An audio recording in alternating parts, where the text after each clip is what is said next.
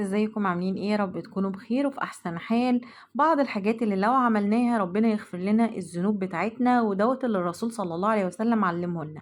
اول حاجة ان احنا نقول سيد الاستغفار صباحا ومساء: اللهم انت ربي لا اله الا انت، عليك خلقتني وانا امتك، وانا على عهدك ووعدك ما استطعت، اعوذ بك من شر ما صنعت، ابوء لك بنعمتك علي، ابوء لك بذنبي فاغفر لي فانه لا يغفر الذنوب الا انت.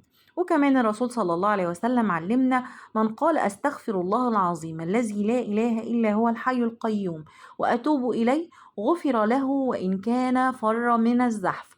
يبقى احنا نقول سيد الاستغفار 3 مرات ربنا يغفر لنا.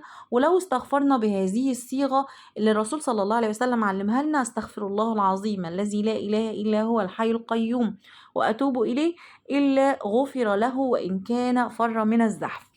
وكمان الرسول صلى الله عليه وسلم علمنا إن لو قاعد في مجلس وكثر لغطه، يعني الإنسان بدأ يقول كلام كتير غلط وقال كفارة المجلس: سبحانك اللهم وبحمدك، أشهد أن لا إله إلا أنت، أستغفرك وأتوب إليك، إلا غفر له ما كان في مجلسه.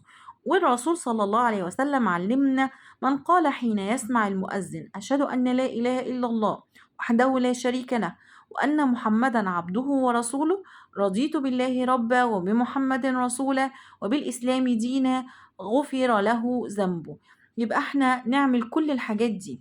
ايه تاني الرسول صلى الله عليه وسلم علمه علمنا إن من توضأ للصلاة فأسبغ الوضوء ثم مشى إلى الصلاة المكتوبة فصلاها مع الناس أو مع الجماعة أو في المسجد، غفر الله له ذنوبه.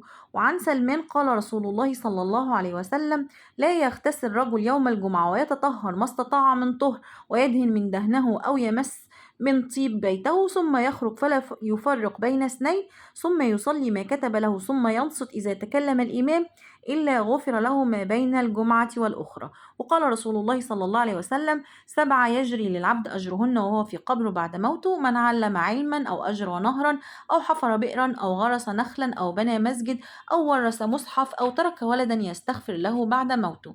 والرسول صلى الله عليه وسلم كمان علمنا: من قال حين يأوي إلى فراشه: لا إله إلا الله وحده لا شريك له، له الملك وله الحمد وهو على كل شيء قدير، لا حول ولا قوة إلا بالله العلي العظيم، سبحان الله والحمد لله ولا إله إلا الله والله أكبر، غفرت له ذنوبه أو خطاياه وإن كانت مثل زبد البحر.